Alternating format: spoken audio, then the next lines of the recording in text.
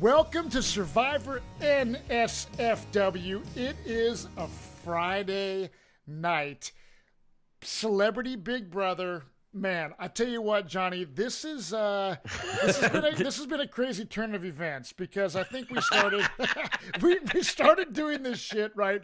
I'm like earlier in the week, we've had a long week, everybody that's listening. This is the fifth or sixth podcast that Johnny and I have recorded this week, which I know some people that do podcasts, they might be used to this kind of routine.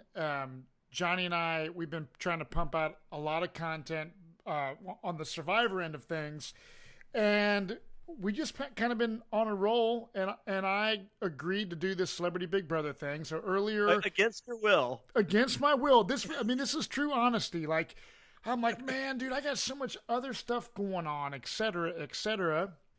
But I said, okay. Night one, you're furious because you're like, I have to catch up on two episodes of The Flash from 3 years ago. That's right. Fast forward to Friday night, 10:50 p.m. Hey, want to talk about Big Brother? Oh yeah, dude. So little as Johnny would say, using his quotes, a little peek behind the curtain. So originally I was like, okay, Johnny, I'll do this podcast talking about Celebrity Big Brother. It's 20 days. I mean, even though it's not 20 days, right? But I was like, man, I don't know if I'm gonna do every single one, dude. Sure. Like Friday nights is kind of like my make a fire. Like tonight. I was like, Johnny, I'm going to get Indian food. I'm making a fire, and I watched this. I think it's called First Man. It's the Neil Armstrong movie. So I watched. Yeah. How was it? I heard it was Good Night Great. I mean, I like those type of movies, dude. Neil Armstrong. Good Night Great movies. Yeah, Neil Armstrong. The expectations low. It's like, hey, we're gonna have some sex later. How's it gonna be? Good Night Great. I enjoyed it. I was entertained. Neil Armstrong kind of seems like, wow, he's this hero that got to the moon, and it's really fascinating. But on the flip side, he completely abandoned being a father and a husband to a degree, from my perspective. Like he was, he had a mission to go to the moon, and his family life suffered a little bit, which I get it, and it's pretty tragic. Never mind, I don't want to spoil anything. So here's the deal. So I'm watching it, and then I'm like, oh man, like there's no way Friday night I'm going to do a podcast. Well, it ends, and by the power of technology and DVR, I DVR'd it, and I got to fast forward through the commercials versus watching it live. So it didn't take too long, and I watched it, and I got so excited about it. I'm like, Johnny, we can't wait to do this shit tomorrow. I can't. No. We got to do it tonight. So family just went up to bed. We are going to get right into it. Friday night, nothing is as it seems, right? So oh my! Hey, but first, I mean, am I gonna hear every catchphrase by the end of this shit? Probably. You're just all in. I'm all in. You're all in. Welcome to the club, Matt Bischoff, Moonbaz. Good to have you here. Oh no, dude, that's the thing. It's like welcome to the club. So I'm watching this, and I'm like, okay, I'm enjoying this, right? And then I started thinking to myself, well, fuck. I think like I'm like now like pre-obligated to watch the fucking real one, since Lex told us that the real one is like 50 times better. So if I'm enjoying this one and the real Big Brother is way better,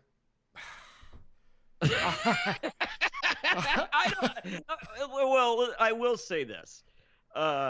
Real Big Brother is it's a crap. It's like Survivor. I mean, if someone showed you Survivor One World, you would probably tap out.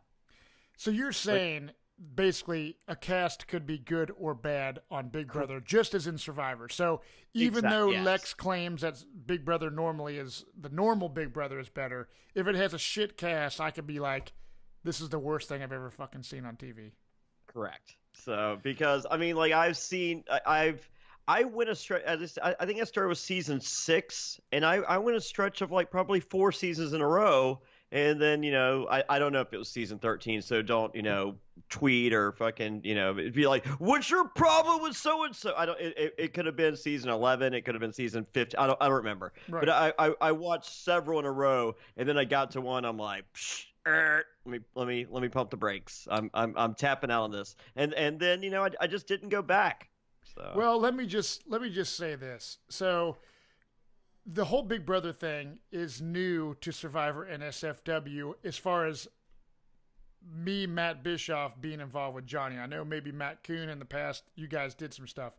Here's the deal. I am not promising the listeners that we are you bringing... You keep saying that, but you keep showing up. I know. I'm not, but I'm saying this summer, I'm not but I want to hear right now, if you're listening to this podcast, wherever you listen to podcasts, if you go online and tweet me or Jonny and let us know what you think of our Big Brother content, because I'm a newbie when it comes to this, right? I'm a huge Survivor fan, and I'm totally open to this whole... I'm hearing nothing but positive stuff, Matt. And if anyone has anything... Well, you know what? It was funny because I think like one person read it was just like, nope, none on my watch. And I was like, all right, well, you're missing out. People, it's just like, oh, well, maybe I'll give it a try. And I'm just like, wow, that was it? Like, yeah. I hope I didn't hurt your arm twisting it. That's funny. But yeah, we shall see. But it'd be interesting to hear people's feedback on the Big Brother thing. Because like I said, this is totally new. But dude, I was super pumped. We kind of... Were you going crazy watching this tonight? Were you just like, this shit is fucking good? I was, dude. And I hate right? to sound like some... Yeah, I mean...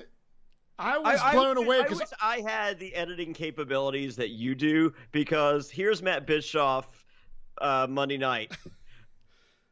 I hate this shit. Is not like, this shit could not be any fucking cornier. This shit is lame. I don't get it.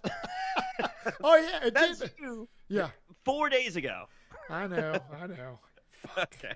God dang it! You would have to bring that shit up. No, so I know you are. You're stating the fact. I feel like like you're blossoming into a beautiful young woman. It's great. Yeah, it's kind of. Oh yeah. So David versus Goliath. When we did the Survivor last season, Jonny is like, hey, the fucking guy. I'm having a complete. Christian is his story of blossoming from a damn. Becoming a butterfly. Yes. Yes. This is you becoming a big brother butterfly. Yes. That might be a t-shirt. A big brother fly. So here's the deal. We basically, we start off, Tom Green at the beginning, he's worried, he's yeah. Would you say he's paranoid? I heard he's paranoid. People are saying, you know what? I'm a little paranoid that he's paranoid. He is paranoid. And you know what's crazy is, man, I don't know if he looks tired, but he's got like bags under his eyes. Like, does he always look like that? I think he keeps those. I think that's a Tom Green thing. Okay, because I was like, man, is he okay? You know what I mean? Like, but I mean, I think there is. I mean, that house can and is. I mean, all right. So the last time we saw these people was after the Power Veto competition. And we learned that is day 5. We're now on day 10 of these motherfuckers just walking around going, what are you gonna do? What are you gonna do? What are you gonna do? What are you gonna do? What are you gonna do? What are you gonna do? Yeah, yeah. That can be. I mean, because someone tells you something, you think you're cool, and then a few hours later, you got little Kato running around probably going, I don't know, man. And then you're like, what? What do you mean you don't know? Right. Yeah, because these motherfuckers are like, it's a tight space. Yeah, dude. It's. I try to picture myself in the situation that they're in. I don't, and it's very. It would be very hard. So we got Ryan kind of telling John that Eva Marie and Tamar are giving these like hand signals. You know what I'm saying? They need to learn the word subtlety. Oh, I agree. This is now twice that Eva Marie especially is blowing up her own spot. Oh, yeah. This time the little finger shake. Last time hey, we're gonna call our two-man final alliance. What are we gonna? And it's just like, oh, so yeah, two for two. Eva Marie, unaware of her surroundings. She is unaware of the surroundings, and something you said on, I don't know, the podcast Big Brother we did before this a couple days ago, you were saying that, did you know Ryan, dude, sounds like a fifth grader when he reads? Dude, that is never going to leave my mind, because when he stands up and starts reading... He also sounds like a fifth grader when he just has normal conversation, I'm discovering. He does, dude, but I mean, dude, it sounded worse than a fifth grader tonight. He's reading... Yeah. It's painful. It's unbelievable. Like, the dude, it sounds like a complete dumbass. Like, he's stupid. You know, he's a stupid human being. From the reading and the athletic comment he did the other day. He's athletically mentally stupid. Yeah, I mean, you know, props to him for being a good swimmer. But when he's reading this, dude, I was laughing. So, you know, hold on. Did you pop when you heard the Entertainment Tonight inspired music? Did like when you were a kid? Did you used to sit in front of the TV and look at Mary Hart's legs, or was that not you? Well, Johnny, of course you were looking at her like. I mean, trust me, dude. I was. Were you Googling Mary Hart's balls? No, but I was the kid that my dad, you know, subscribed to Sports Illustrated. Shout out to Troy Zan. For being a Sports Illustrated swimsuit photographer, but when the swimsuit issue came to my house, man, as a kid, I was like, "Whoa, oh my god, dude!" So maybe I wasn't studying the Entertainment Tonight television stream, but Daisy Duke, swimsuit illustrated. Do you remember the music? Like, oh yeah, the music, dude. That's iconic. Yeah, I mean, I hear the music, and the first thing that enters my brain, Mary Hart's legs. Yeah. I think she had them insured by Lords of London. Did she? Well, she may. Yeah, have. A lot of the wrestlers, like Lords of London, is like kind of a funny thing. It's like a big insurance company, and a lot of the wrestlers, Lords of London allowed wrestlers to sign up for their insurance. It was the only people that would allow wrestlers. So they all signed up, and then like a week later, it's like, oh, my back. So I'm gonna need all that money right now. Yeah. and then they get the settlement, and then like whatever that clause would run through, like the week after that 2-year period or whatever, is like, yep, back's all good, ready to get back in the squared circle, brother. So yeah, I'm pretty sure. I think she had, it was, we could Google it, but once again, that's way too much work. I would say like $1 million, $10 million, Lords of London on her insurance on her legs. Wow, maybe I'm just making that up, but I don't think so. Well, you probably are, but it's all good. I like your story. It does. Yeah. It does. So, we're just going to let a few facts get in the way of a good story here. So Entertainment Tonight comes in. They're all sitting there. Celebrity breaking news, Matt. Yes, celebrity breaking news. So I'm like, I'm calling bullshit already. What is going to be happening? And all of a sudden, they realize that Scaramucci is not a real house guest, dude.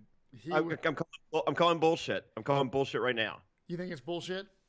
Yeah, here's my guess.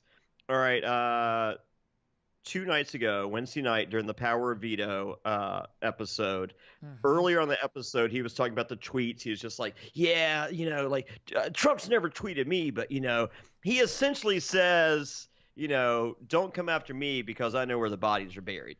That's essentially, he doesn't use those words, but that's kind of what he's implying. Right. And, I don't know if you know, but there's this fucking investigation going on, and someone says, hey, I know where the bodies are buried. I'm like, hey, motherfucker, subpoena. Yeah. Right? Yeah, I mean, that could be, but nevertheless, for me...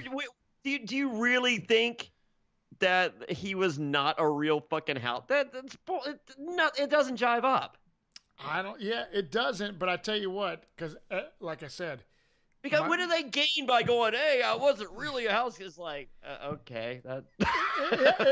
I know, but I was just like, what the fuck? I was like, if that was planned, right? And he is a mole. I'm calling shenanigans. Well, it may be shenanigans. However, if it was planned, it's a brilliant move on CBS's part to do something like that. Imagine being on Survivor or something, and I'm not saying I know where the bodies are buried on fucking Survivor. That's some dumb, I don't care if you're on fucking Hee Haw All Stars. Don't Mhm. fucking say you know where the fucking bodies are buried. Even if you do know where the bodies are buried, I don't think this motherfucker knows where the bodies are buried. To be honest with you, No, I but I don't. don't think he should have been tooting his fucking horn. Because I'm not saying that you should, but if you were to go back and watch Omarosa last season, Mhm. she knew how to fucking walk that. She said just enough to get the fucking airtime, but nothing to fucking jeopardize anything Right. Yeah, I because don't a blame her. smart person does. Yeah.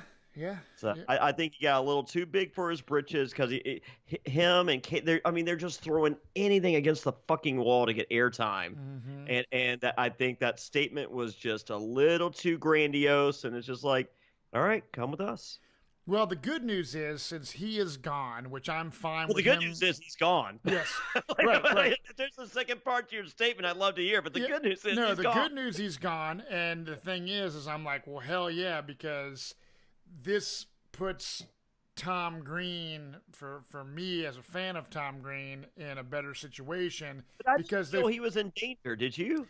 Well, you never know, dude. I mean, he's a smart Well, guy and a likable guy. because we'll get to the power of veto and what happened. Like the second power of veto Right, competition. right. So But Ryan ends up having to like nominate somebody else immediately because Anthony's gone, right? yeah, So he ends up like, man, who am I gonna nominate? And obviously he doesn't really have a lot of time to figure it out, so he nominates Candy. yeah. And Well, because I think Candy is essentially a pawn. And he tells everyone, "Hey, you're the only person. We haven't really bonded in the house." And that they have. I mean, if you look, every time there's that alliance conversation, it's Tamar going, "Here's what you missed." It's just like, well, where the fuck was I? right, So, but I think essentially I think he's still looking for that low blind side at this time.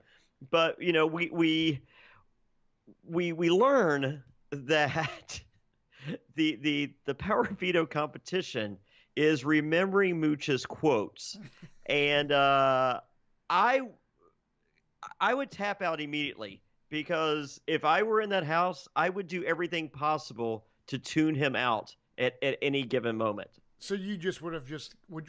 So okay, so I just would have said I just would have looked around and been like, I probably would have looked around and said 8. Okay. So let's back up again. So Yeah. we get 2 random draws.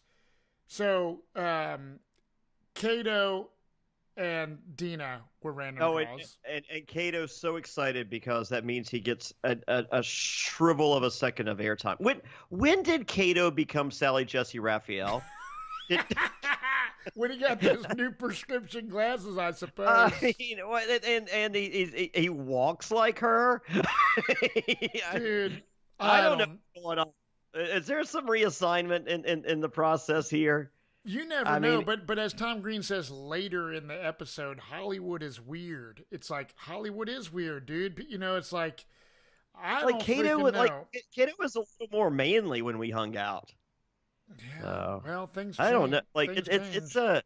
It's like, I mean, once again, I think he's just doing anything just to get a second of attention from that camera. Yeah. There's a bonus scene on I don't know if it was like on the Big Brother Facebook or Big Brother Twitter or whatever, and it was Kato and Tom Green in the kitchen, and Kato looks at the camera and he goes, "Hey, camera, should I go get another hour's nap?" And nothing happens, of course. Yeah. And and Tom goes, yeah, they don't really respond to stuff like that. And he's just like, what do you mean? He goes, and Tom Green goes, camera, are you listening? And the camera goes up and down and says yes, like not nodding. And then Kato goes, oh, well, should I get a nap? And then nothing. I'm just like, how great is the camera no-selling fucking Kato? It's just like, Dude, fuck. the camera. It's bad when the camera is dissing Kato, Right? Dude. But so here's the thing. Okay, so we go into I'm this saying challenge. Sally Jesse Raphael is what I'm saying. Right. But we got John, Candy, Ryan, Tom, and then Kato and Dina going into this competition, and they go into this room full of headlines. And they're all about Scaramucci. So some of that was kind of a lame. All right, so like I told you that for the most part, Survivor competitions are better than Big Brother competitions. This does this not count as one of the lamest competitions you've ever seen? It is lame, but here's my question. So you think that the Scaramucci thing was not planned? You think that it was all fabricated? Well, how did they decide to do this competition with his headlines and do this whole thing into it on such a short period of time? All right. The power veto is on day 5. We've had 5 days. All right. Say like days. All right. So that airs. Or say they catch wind of that comment. Mm-hmm. And say like, or maybe that's on Tuesdays or whatever. They someone catches wind of that comment. They have 5 days before he's pulled from the game, and like that. Okay, that's so production is smart, and they could just go to Kinko's and make photocopies of fake news stories to do this challenge. I mean, in all of the challenges that will have to be the most basic of challenge designs that you'll see all season. It was just a room with shit, Yeah, photocopy with photocopied newspaper art. Okay, cool. The easiest challenge you'll ever make. So basically, the first person who gets all of the actual true headlines correct wins, okay? Yeah. So they start, looking through all the headlines and reminiscing on all the stories that Scaramucci told throughout the time of him in the house. Yeah, and then, and honestly, I mean, go back and watch those first few episodes. I mean, don't, but in your mind, right. I'm not going back to watch them. No, Scaramucci, his running buddies in the house, whether it be their option or not, was Tom Green, Kato Kalin. Yep. I mean that was who he was hanging out with. Yeah. So you knew they kind of had the advantage. Right. Oh yeah. Yep. So we see John studying these things. He kind of goes out of the room first to think of, okay, I got all the things. I think he's saying 9. And then you got Dina and Tom, and everyone else thinks there's 7 true headlines, and Kato is the last person in the room that hasn't walked out of the room, and he's like, look. Well, you know why, right? No. He wants that fucking extra fucking TV time. Yeah, he's just like, if I'm in the room by myself, they have to show me. Yeah. That could be a strategy, dude. That's pretty. I said watch. He throws out anything, just going, use that. Here's some more gold, fellas. Well, I mean, I'll be kind of now thinking of that whenever he's shown in every split second of any episode, if I notice he's doing that. Yes, he is. So it's painful. It's so painful. And I said he's a nice guy, but it's just like late, Yeah. So I mean, I'm not the best at like a trivia type thing. Like if there was a trivia night or a one of those trivia challenges on Survivor where you have to give answers or whatever, which I know you had to do in Pearl Islands. We've been doing the watch along on. You learned that while you were watching the Castaway watch along. One of the many perks of becoming a member of our Patreon site at patreon.com/Survivor NSFW. You could do the first level. It's kind of like throwing a tip in the tip jar. There's $5. Hey, thanks for all the hard work, guys. You guys do all this amazing content. Here's $5 for the month. Keep it up. But for $10, you get the Castaway watch along. You get the Q&A. You get the video version of this podcast. It's pretty cool. Yeah. But is that what you're talking about? The Patreon.com. That's exactly what I was talking about. So you did a challenge trivia. Where you guys had to do trivia about the Pearl Islands, and it was like all pirate trivia. So here's the thing, dude. Not only does Ryan not know how to play Big Brother, not only does he not know how to read off a piece of paper and things like that, Ryan is completely a dumbass and just is like, I don't know any. He just didn't pay attention to anything. So he goes, I don't know if he said that, but dog is man's best friend, so true. And I'm like, oh my God, like this dude, like even his logic is an F. But honestly, I love it. I think it adds. What do you love about it? Because I think it adds to the show because he's so dumb. Just like my newbie Big Brother attitude of watching and talking about the Big Brother season is hopefully entertaining to the people listening. Because you already know in 4 days. More than Ryan does, and he's in the fucking house. Yeah, I mean, put it this way: if I was going on Big Brother, if Lynn Spillman, is she the one that cast Big Brother? No, Robin Cass. Okay, if Robin Cass calls me and says, "Matt, you're going to be on Big Brother," I would be dedicating my life. I'd be like, "Johnny, sorry, I can't do a podcast. I'm dedicating my life to watching Big Brother." But we could do Castaway Watch Along. we could. That'd be great. Let's do a 24/7 Big Brother. Yeah. So Castaway. House guest watch-alongs.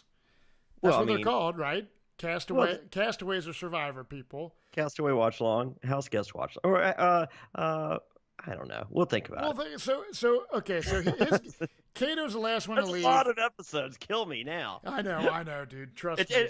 All right, Robin Cass, do not call Matt Bischoff. That's horrible. No, I take it back.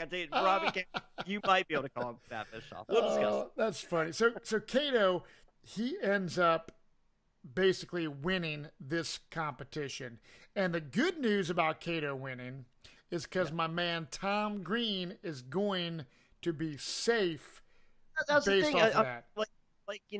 Like Cato's so happy and Tom's happy, but I'm just, I guess it's one of those situations where it's like, you'd rather be 100% sure than, I think we're cool. Right. So I get that part of it, but like I kind of saw Cato in a position of not doing anything and just going, I'm not here to ruffle any feathers. I'm just here to be everyone's friend. I'm going to leave things.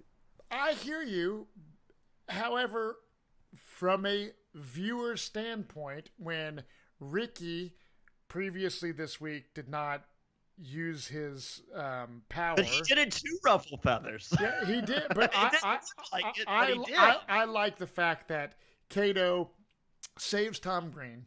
And Cato, prior to say, I like the discussion with Ricky, and they're just like, hey, what do you think? Should we go Joey or should we go?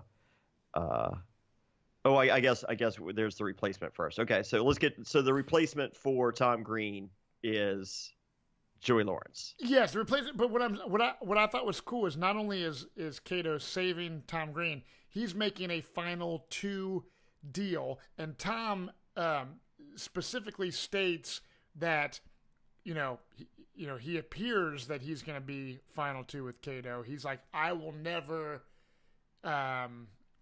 evict you from the house, basically, by doing me this favor, right? So we will see if that's Tom Green being sincere. I think Tom Green's a pretty loyal guy. So it's kind of like when we talked to Lex earlier this week. Lex is like, when we played early Survivor and we said something, it was a handshake deal, but that was set in stone. Like, I am swearing on my kids or this or that, right? Yeah, that's it. And that might be ignorant in today's version of Survivor. Like, there's no way. I think Tom Green is playing that loyal game. Okay, well, we'll see. I think that it appears but he's to Canadian. Do you trust Canadians? Yeah. Yeah, I am, because my friend Barry Stock is Canadian, and I trust that dude. But Canadians are the most honest people you've ever. Like I used to go to wrestling. 2011, I was in Winnipeg every 3 weeks from February until November, and like the promoter, he'd pick me up in the morning. He goes, Jonny, how are you doing? Yeah. And I'm like, good, fine. Yeah. I mean, how was your day? All right, whatever. I mean, just, and I was just, and you could just tell he wanted me to ask him so bad. I'm just like, Mike, how's your day? Oh man, I woke up. I had diarrhea. I had a headache yesterday. And I'm just like, Yeah. y'all some honest motherfuckers here, huh? Right. Well, dude, the funny thing that you say that, okay, is the fact that is interesting, your statement about Canadians being so honest, because Canadians are now eligible for U.S. Survivor. So are we going to see Canadians that play... Yeah, are Canadians going to shoot themselves in the foot by being too fucking honest? Because we're going to get to the... we're going to get to the Caramoan watch-along after the Pearl Islands watch-along. One more episode. One of my downfalls was honesty, because I'm an honest-ass motherfucker, right? Except, everybody, I tell Jonny I like him, but really I fucking hate him, so... Well, that's you're worse than a Canadian. So we go to this veto meeting, okay, and Cato's up there, and Cato decides, like we said, he is going to save Tom Green. He's using the power of veto. Well, I say hell yeah.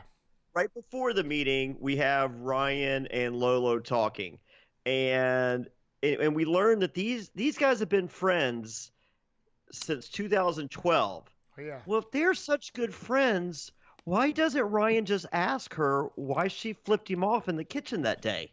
That's a conversation.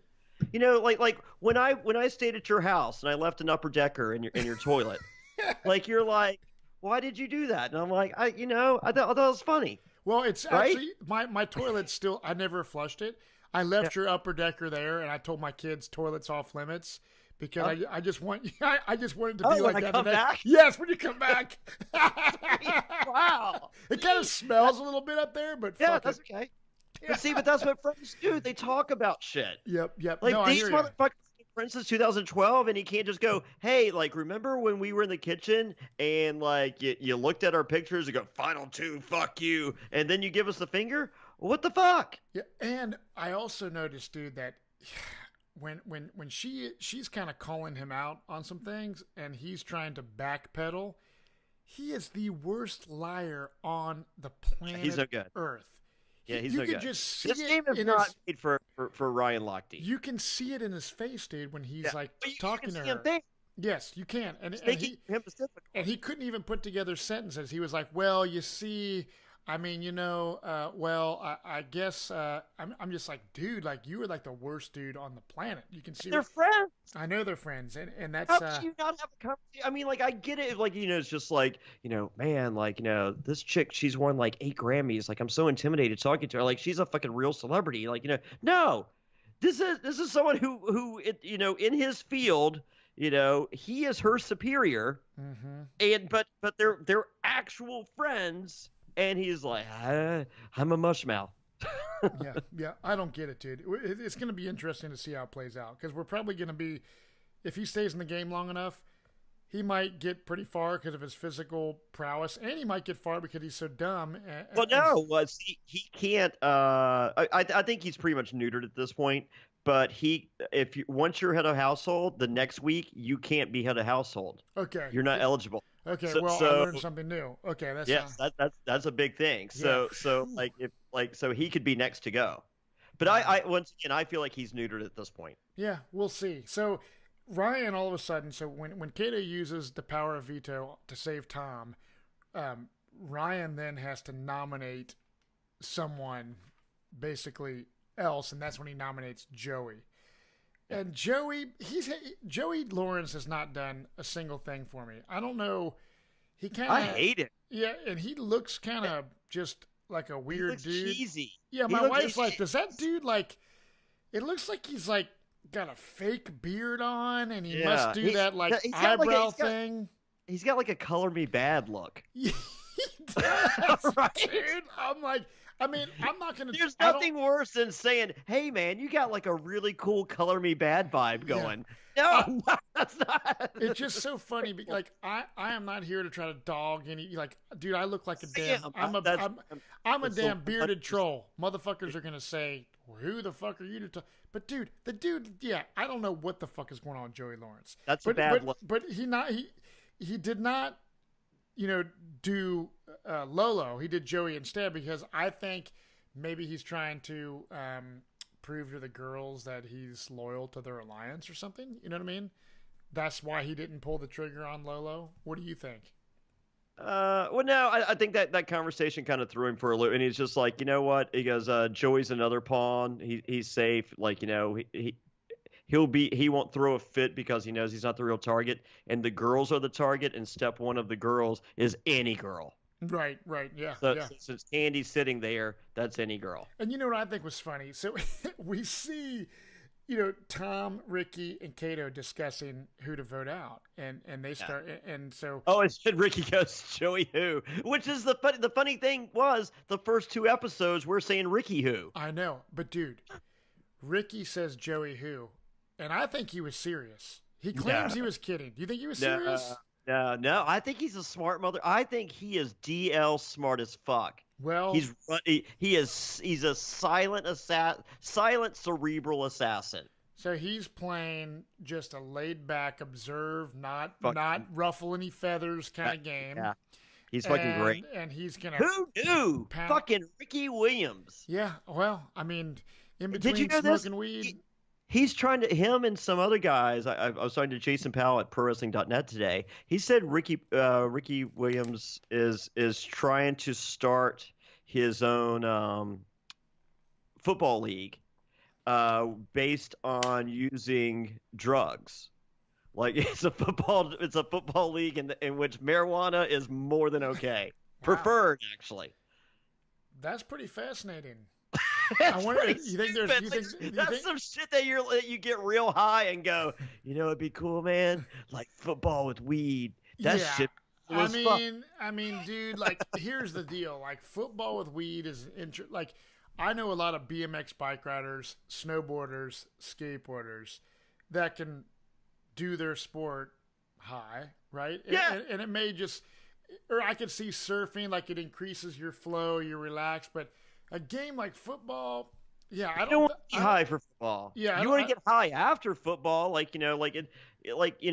know a lot of the wrestlers at one time. I don't know what the protocol is now. It used to be if you tested positive for marijuana, it was a $2,500 a month fine. Wow. And I know some wrestlers that go in for they just drop off their $2,500. They're like, we're gonna go ahead and prepay on this one. Right, yeah. But and then those same there's other wrestlers that have scripts for Percocet, Vicodin, all these things, and it's just like, wouldn't you rather them be fucking high? Mm-hmm. I mean, yes.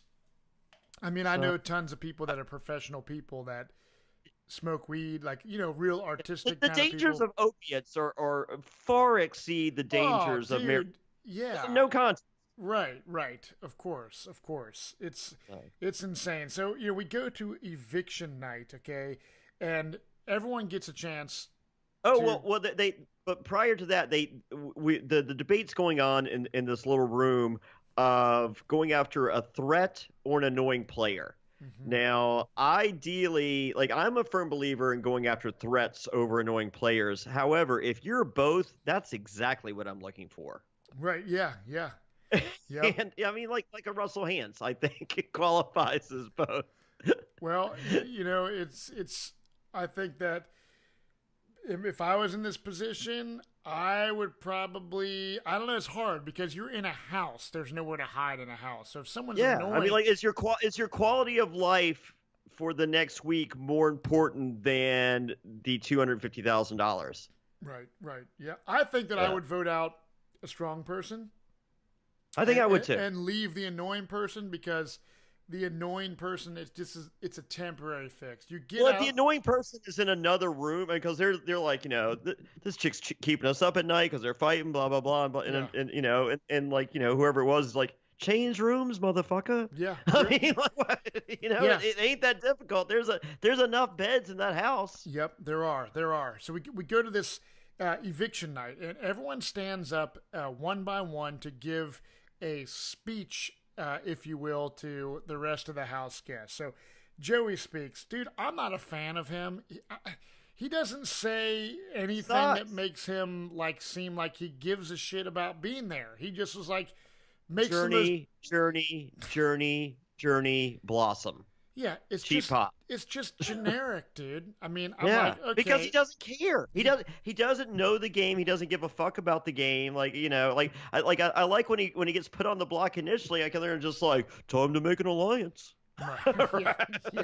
No, he's still not. He's just like, oh well, whatever happens, happens. I mean, he's ready for them to. He's just like, how much do I get for showing up for this motherfucker? I'm good. Yeah. You can totally tell that's his whole deal with this whole game, which is bullshit. Because, like you said, dude, there are other celebrities that would die to play this game. Not die, but I'd kill. I'd maim. I'd maim.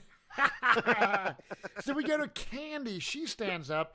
And her speech is lackluster too. The only thing she does prove to me is she's like, you know what, I'm missing my family, my husband and my kids. But I still want some money. But I love this game and still want to be in the game. So right there, her speech sucked, but she's still a better speech than Joey Lawrence's speech. It's a little bit of passion. I'll take a little bit of passion over no passion. Right. So then Jonathan gets up, and we know Jonathan is explaining that he's the best player in the house is what I call it. He is, dude. Jonathan from... That's all he said. He's just like, hey, just to let you guys know I'm the best, so keep me here and work with me. It's just like, motherfucker, you just explained to us why you need to go. I know. That's all I heard. I heard 20 reasons why you're a dumb motherfucker if you keep me. Yep.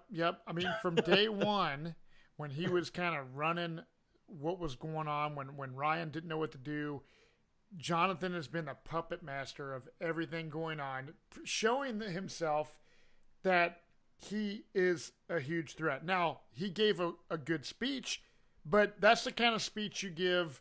Like I said, I don't know how the speeches go at the end of the game when you're trying to win the game, but I could see him, like if he was on Survivor, doing this amazing jury speech and like winning the jury over by his speech. Well, this is Big Brother, bro, and you just freaking shut your fucking mouth right now because you just put a nail in the coffin, if you ask me. Did you see the look that Ryan gave Jonathan like right at the end of this? Like it was like a love look. Was it? Well, it was Hashtag love look. It's the kind of look I give you, Johnny. I know. I mean, that's how I knew. I'm just like, oh my god, I get this look every Wednesday night. Dude. So everyone starts going in, and do you like the voting? I do. Do you like how they sneak in the shout outs to their peeps? I do. I love the whole okay, so from here on out, we're just gonna cut to the chase. And everyone's going in and saying who they want evicted from. Well, no, the house. There's a protocol here, and I was a little offended by some of these people. Okay. You go into the booth, yeah, and you go, Julie, you look beautiful. Oh, dude, they all said that. No, not all of them did, and fuck the ones that didn't, because she did look beautiful, Matt. I noticed that everyone's like, "Oh, beautiful dress. You look beautiful. Oh, thank you. It's time to evict somebody." And she's like, "I don't give a fuck. Just say you're a fucking person." And then they sneak in the, "Hey, hey, mom." Right. Hey, I know. I like like it. I like it. It's fun because you can't. That's the beauty of live TV versus like Survivor. Like you do some shit. It's just like, "Hey, want to send a shout out to my boy Matt Bischoff?" They're like, "Yeah, Matt Bischoff ain't getting that fucking message." Right. Oh yeah. So I like the whole. So it's a 6-1 vote. Jonathan goes out. Okay. So I like the way that people cast their votes and how they talk. B, I noticed Joey's like stroking his tiny little beard the whole time, like he's like having a nervous twitch. Even your teeny beard on Caramoan was bigger than that. Oh, dude, his freaking teeny tiny. Yeah, his beard. I don't even call Joey Lawrence's thing a beard. It's probably fake. It's a six. It's like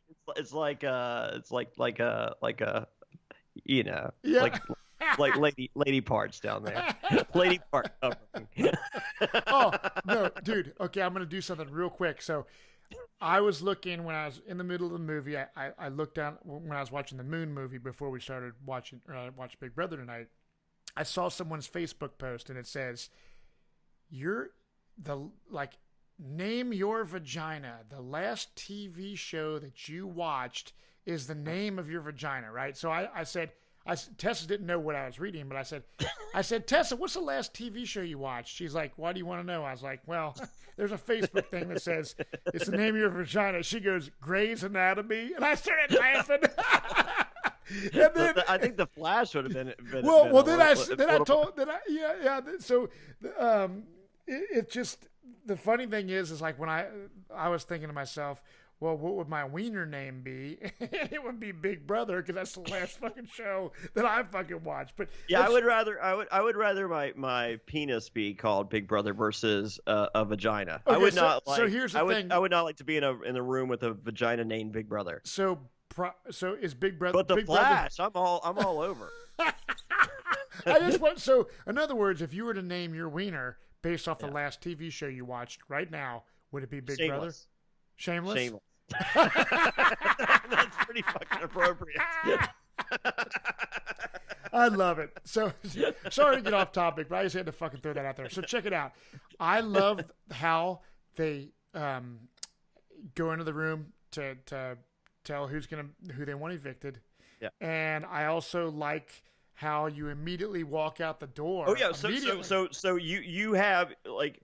All the people nominated have to have their shit in a duffel bag by the door.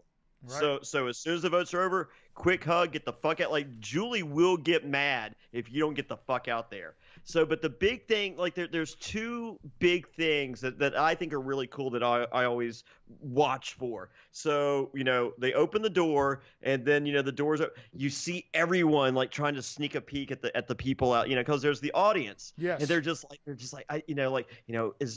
there someone I know in the audience? Like, like what's going, so they're always trying to sneak a peek. And then also, so once that door closes, then they all race over to the video wall that has all of their pictures, and then it turns black and white. And that video wall can come into play. Like, you'll see players during the day just sit there and stare, because there'll be a competition. It's just like, who is in the top right corner of the video wall? Who is wearing pink? Wow. On their picture on the so you'll see people that's usually a one of the competitions towards the end of the game, but yeah, that is a competition. Wow, that's fascinating, dude. But so sometimes I really like the whole dynamic of how the eviction deal works, and immediately walking out the door and having to say goodbye real quick, and then immediately going into an interview, dude, because I just think it kind of makes it interesting. You can get the person's immediate reaction. And a lot of times, so they go out and Julie's right there. They're fucking shell-shocked 9 times out of 10 when they're just like, it's like, and Julie is so like that, it's just like, how does she still have the gig, with the whole, I'm just like, because she's fucking great at her job. Yeah. Like, she doesn't give it, like, you'll come out there and just like, what do you think happened? And they'll be like, well, and she's like, no. Here's what the fuck happened, dum-dum. Right. Well, the thing that I think was pretty cool is she starts interviewing Jonathan, and more or less he was kind of a byproduct of the twist that was the beginning twist of the game, when him and Ryan became the power pair, and they won the challenge. They won it. Cool, yeah. I'm safe. Boom. And then they throw this twist of, you guys got to compete. We know that Jonathan's not going to be able to compete in that block knocking down challenge against Ryan. But if Ryan Lochte's not his partner, he doesn't win that competition anyway. It was and maybe the bad move too. They kind of discuss like him sticking up for Dina, and so he basically says, she has no. I mean, I get it, but when you assess the terrain and you see that she's got no one but you, maybe it's one of those, hey, I'll put in a good word, but I'm not calling the shot. Even if you are, it's just like I kind of gotta. He sacrificed his shot at going far in the game based off his loyalty. Exactly. He had. I would sacrifice. I like Lindsay. I would sacrifice. The first time I met Lindsay Lohan, we were at this bar called Joseph's, and it was a whole group of us, and she's like, hey, I'm just like, hey, Jonny Fairplay, Survivor. She's like, oh, I don't watch a lot of TV, and just like, that's cool. And I was just like, Lindsay Lohan. I'm like, Herbie Goes Bananas is one of my favorite movies. And she was like, I wasn't in that one. I go, I know.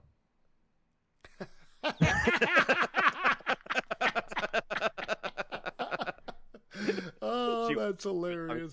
Herbie Fully Loaded, which is not one of my favorite movies at all. That is awesome, dude. Well, I tell you what, man. This week has been a roller coaster ride of Right? learning and being entertained, and I don't know. I've had a great time. I can't wait. Well, actually, I can wait because all of a sudden it says I see a commercial Sunday night. I mean, are they adding like a fifth night of shit that I got to talk about? Like what? Like explain to me. Like so Sunday.